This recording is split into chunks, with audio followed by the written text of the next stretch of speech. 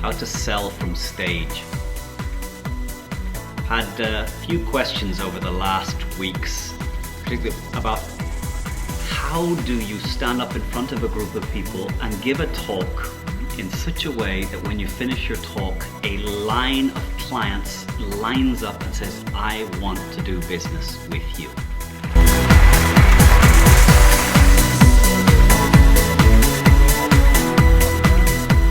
What is it that those that what we call sell from stage, stand up in front of a group, talk for 8, 10, 15 minutes, and when they finish, people buy from you, and they want to buy from you. They see you as the person they need to go to. And I think there are two keys. The first is sell the category, not the product. Sell the category, not the product. What do I mean by sell the category, not the product? I spent 7 years selling private jets.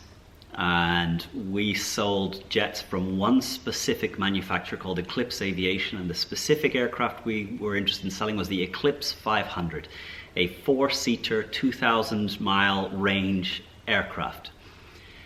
Now, I gave lots of talks on stages, in aviation conference, in airport management conferences, in wealth conferences, and what I learned is if you talk about the Eclipse 500, you push people away.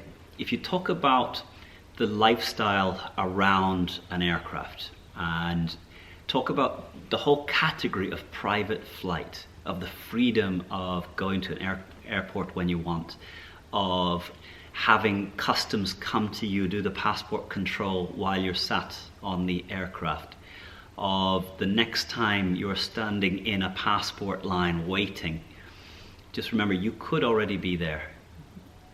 And what I would talk about is the joy of flight.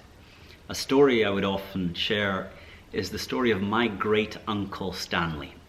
My great uncle Stanley in the 1950s was a civil engineer working in Africa, building roads, bridges and dams.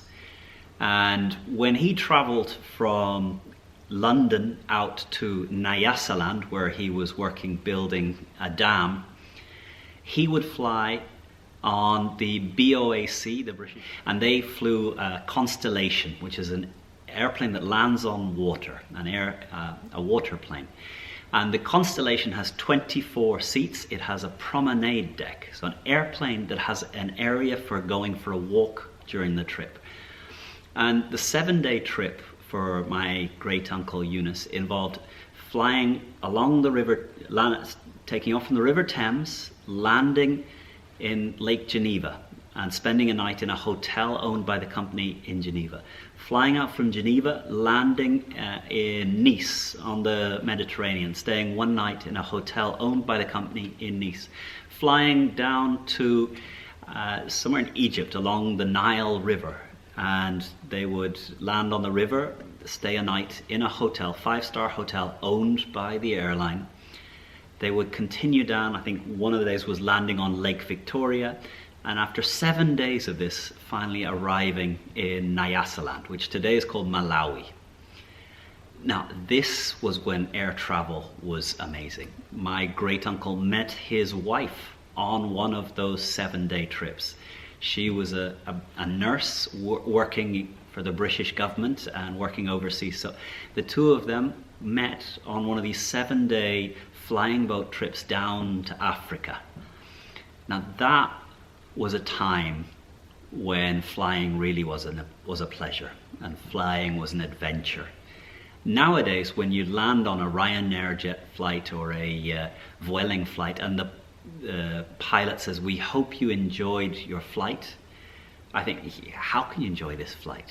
You know, today's airliners are crammed sardine cans. They're buses. There's nothing to enjoy. It's about getting to the destination. There's nothing about enjoying the process or enjoying the meal while you've got your elbows jammed in together. There's nothing to enjoy in commercial aviation. I think if cows were moved around between farms in the same conditions as most passengers travel in economy class in commercial airlines, the cows would complain. There's nothing at all to enjoy in commercial airline. If you were taking a private jet to Paris and you said to your eldest son, hey son, tomorrow we're headed to Paris, why don't you bring a friend, and after I'm done with meetings we'll have lunch in Paris? Your son's going to get excited and going to bring a friend. It's going to be a wonderful day. If you say to your son, hey, we're taking Vueling to Paris tomorrow, do you want to bring a friend? I think he'll probably stay where he is. So to me, private jet, you don't sell the product you're selling, you sell the category. Sell the whole lifestyle, and then let the customer come up, the audience come up and say, I love that, tell me about what you do. So sell the category, not the product. The second, what I would call the checklist sale. And this is about telling the audience the type of people you don't want, the type of, the checklist of your ideal candidate, and that you will only work with people who meet all of these conditions. And I think where you speak from the stage and say, I want anyone, I'll work with anyone willing to pay me, I'll work with you, you end up people running away from you.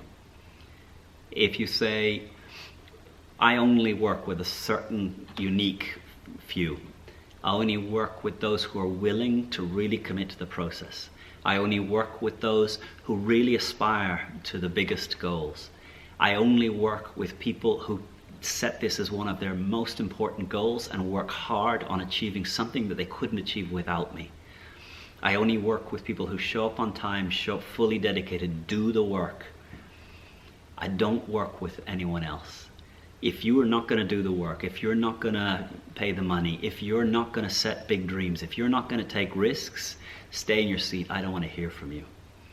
But if you're one of the few that is going to use this life well, is going to use it to set big goals, is going to fall many times in the path towards that goal, going to feel let down many times in the path towards that big goal, but you're going to stay on target, I want to speak to you.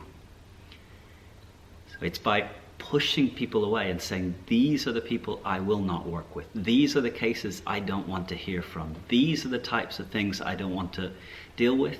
By pushing people away, you create more of an interest in coming to you.